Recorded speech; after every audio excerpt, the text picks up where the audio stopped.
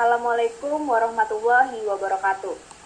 Waalaikumsalam warahmatullahi wabarakatuh.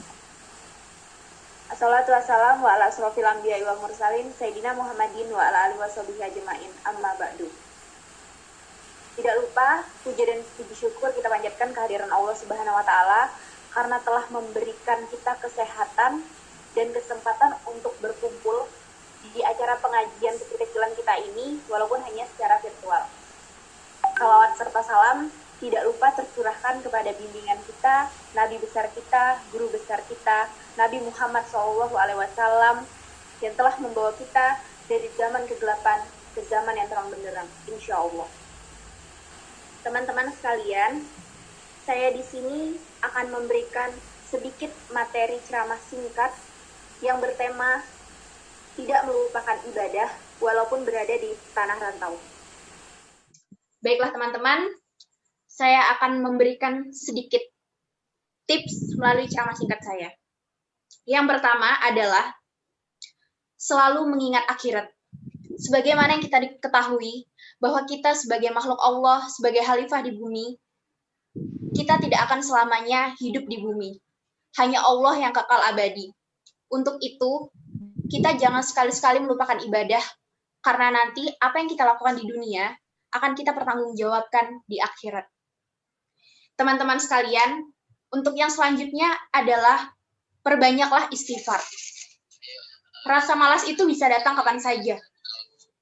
Makanya kita harus mengucapkan istighfar seperti dalam hadis riwayat Muslim yang berbunyi, ketika hatiku malas, aku istighfar kepada Allah sehari sebanyak 100 kali. Yang ketiga, menjauhi hal negatif. Seperti yang kita tahu, kita sebagai anak rantau tentu saja hal-hal negatif itu berpeluang sangat besar datang pada kita. Kita jauh dari keluarga, jauh dari saudara, jauh dari orang tua. Untuk itu, agar kita terhindar dari hal-hal negatif tersebut, lakukanlah hal-hal positif, seperti mengikuti kegiatan di kampus, organisasi-organisasi positif di luar kampus. Insya Allah, jika kita melakukan itu, kita akan terhindar dari hal-hal negatif. Teman-teman sekalian, mahasiswa dan mahasiswi UMY, mahasiswa dan mahasiswi perantauan, untuk yang selanjutnya, kalian harus bertemanlah dengan orang yang ahli ibadah. Jika kita berteman dengan orang yang ahli ibadah, insya Allah kita tidak akan melupakan ibadah. Karena apa? Karena orang yang ahli ibadah, orang yang rajin ibadah, ketika azan berkumandang, maka mereka akan langsung melaksanakan sholat. Untuk itu, kita sebagai teman mereka, tentu saja kita akan tertular. Kita akan merasa malu jika kita justru meninggalkan sholat. Nah, teman-teman, yang selanjutnya adalah memahami konsep waktu. Kenapa sih kita tidak boleh menunda ibadah, apalagi karena malas? Nah, ini nih. Karena tidak ada yang bisa menjamin hal paling misteri di muka bumi ini, yaitu waktu.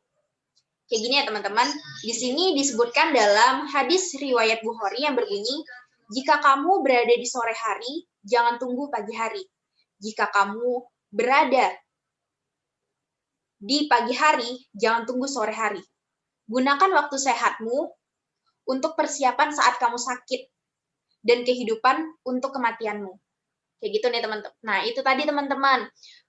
Aku juga bakalan nyebutin salah satu surat dalam Al-Quran tentang Allah menciptakan manusia itu, jin dan manusia untuk beribadah kepadanya.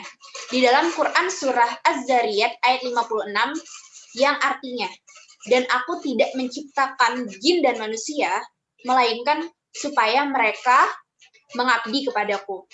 Nah, itu tuh teman-teman, hal-hal yang harus kita lakukan sebagai anak rantau agar kita tidak bermalas-malasan untuk melakukan ibadah. Saya rasa ceramah singkat saya cukup.